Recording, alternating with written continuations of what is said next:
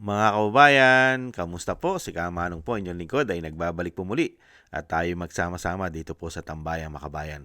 Sana po nasa maayos po kayong kalagayan. Magumpisa na po tayo. Ayon po rito kay Boying, mga tambay ng Ombudsman, ay kakasuhan na raw po ng plunder.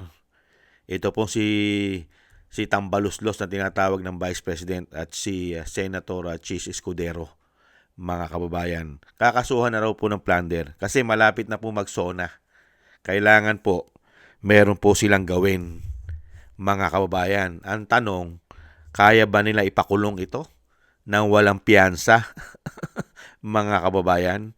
Ito po, pakinggan po natin ang balita. Kakasuhan ng plunder ng Ombudsman sina dating Senate President Chis Escudero at House Speaker Martin Romualdez. Live mula sa TV5 Media Center, nangungun sa balita si News 5 Justice Correspondent Camille Samonte. Camille, anong basehan ng isasampang kaso sa dalawang dating leader ng Kongreso? Jiggy, ayon kay Ombudsman Boying Remulla, lumalabas sa kanilang investigasyon na nagsabwatan umano sina dating Senate President Chis Escudero at dating House Speaker Martin Romualdez sa Pandarangbong. Kaugnay pa rin yan ng flood control scam. Sa Mayo, nakatakdang isampa ng Ombudsman ang kaso sa Sandigan Bayan.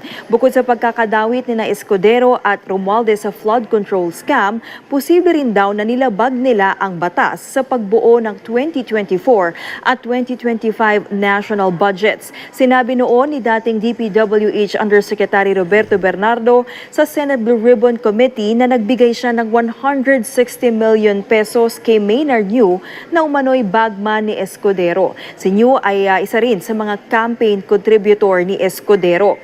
Dati na rin sinabi ng Ombudsman na may nadiskubre silang money trail o paggalaw ng pera papunta kay Escudero matapos aprobahan ang 2025 national budget. Kasama rin si Romualdez sa mga nabanggit sa pagdinig ng Senado na tumanggap umano ng milyong pisong kickback mula sa flood control projects. Narito ang pahayag ni Ombudsman Remulla. It's actually the way that the budget was passed upon by the two houses and how many things have been implemented because of that. At Camille, may payag na ba ang kampo ni na Escudero at Romualdez? Jiggy, wala pang bagong pahayag na inilalabas sina Escudero at Romualdez pero dati na rin nilang itinanggi na sangkot sila sa flood control scandal. Ayon kay Ombudsman Remulla, marami pang miyembro ng Kongreso ang posibleng sampahan ng kaso sa mga susunod na buwan. Titignan din daw nila kung may mga paglabag sa budget process sa panahon naman ni dating House Speaker Lord Alan Velasco noong Duterte administration. Samantala, Jiggy, nagbabala naman si Remulla kay House Secretary General Cheloy Garafil na sundin ang sabina ng Ombudsman para ilabas ang Statement of Assets, Liabilities and Net Worth o SALN ng ilang kongresista at empleyado ng Kamara. Kasama dyan ang SALN ni dating House Deputy Secretary General Sofonias Gabonada na nagsilbi sa termino ni Romualdez bilang House Speaker noon.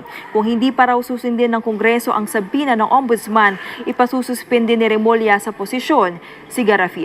Jiggy? At Yan po, mga kababayan, ang Ombudsman. Yan po, may kakasuhan na raw po. Uunahin na, kasuhan daw si Tambaluslos na tinatawag ng Vice President. Mga kababayan, ang tanong, may makulong kaya? Mga kababayan, may makulong kaya? Dito po sa ginagawa po nilang sinasabing investigasyon. Mag-iisang taon na po kasi. Malapit na po, magsosona na naman eh. Hindi po ba? Malapit na naman po ang sona na tinatawag pong bangag at bonjing o boying. Di po ba? O bongit. Tinatawag na bangag at bongit ng kanyang ate. Mag-iisang taon na po eh. Kaya kailangan po, meron pong maisama sa sona. Hindi kaya na may kakasuhan, mga kababayan. At kailangan po kasi utay-utay. At syempre po, ang kanila pong mga testigo at ebidensya na pinanggagalingan ay doon po sa grupo nila Bernardo, nila Hernandez, nila Alcantara. Pero ayaw po nila kunan ng investigasyon o gawing witness ang mga soldiers at ex-marine. at pati po ang mga diskaya na napakaraming politiko na binigyan ng komisyon. Bakit kaya, mga kababayan? Kasi madadamay po kasi lahat. Pagka po ang kinuhanan mo ng ebidensya at gawin mong testigo ang mga soldiers at mga ex-marine. Kasi pati po ang ICC ay madadawit ang ICC at kung sino po ang nakinabang ng isang damukal na pera ng taong bayan. Hindi lang po si Tambaluslos. Milyon lang po ang hinahabol. Ang hinahabol po kay Tambaluslos na sasampahan ng plunder ay milyon. Ganon din po kay Escudero. Nasaan po ang bilyon-bilyon piso? At nasaan po ang trilyon pag sinuma mo, mga kababayan? At bakit napakabagal, mga kababayan? Mas mabilis sila pagdating sa mga Duterte. Sa mga Duterte, hindi na kailangan ng due process. Kaya ka nang ipatapon at ipakulong sa ibang bansa. Hindi po ba? Kaya antayin po natin, mga kababayan. Tingnan po natin, Mayo daw po, bago magsona yan. Bago magsona ang Pangulo, ay magsasampa raw po sila ng kaso, mga kababayan. At ang tanong, mababawi pa ba ang bilyong-bilyong na wala sa pera ng taong bayan sa ating buwis? Mababawi pa kaya? At mapapanagot ba talaga nila? Talaga nila lahat ang mga magnanakaw sa pera ng bayan? O ito'y isang palabas lamang, mga kababayan? Palabas lamang kaya ito? Nagtatanong lang si Kamanong. Kakasuhan mo ng plunder ang tinatawag na Tambaluslos? Mga kababayan, iipitin mo daw? Ididimanda mo? Paano naman ang isang damukal na mga politiko at kasama pa dyan ang anak na congressman na isang damukal din daw po ang naideliver na maleta ayon sa mga soldiers ex-marine.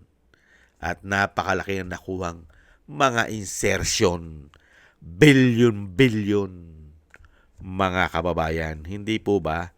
Kaya, komento po na inyong likod. Parang ano lang po lang yan eh. Lights, camera, action. Hindi po ba? Dahil malapit na ang SONA. Mahiya naman kayo kung walang i-report ang tinatawag na bangag at bonjing o bongit sa mga Pilipino. Mahiya naman kayo. Hindi po ba, mga kababayan? Maraming salamat po, mga kababayan, sa nagusto po natin tambayang mga kababayan sa YouTube at TikTok, at ganoon din po sa ating mga subscribers at sa patuloy po nagsusubscribe. Maraming salamat po. At ganoon din po sa mga nagko-comment, like, share, and subscribe. Thank you po. At syempre po, shoutout po sa mga nagbibigay po naman ng tulong at biyaya. Shoutout po kay Mila Yi, Jesus Valdepena, Tatay Nick ng Canada, Annie Jo, ako si Pilam, si Jem Aris sa United Arab Emirates, Eric Hershio ng Canada, Kingston ng Hong Kong, si Jake Yahut ng California, USA, Gina Ray Solidides ng Berlin, Germany, Julieta Celona ng Sydney, Australia, Baby Roman at Ate Isa, at si Gay at Chena, at si Balance Vision TV. Maraming salamat po sa inyo, mga kabayan, at ingat po kayo, lalo po sa inyong mga paggawa. At God bless po sa inyong lahat. Muli po, paalam, ingat po. Bye-bye.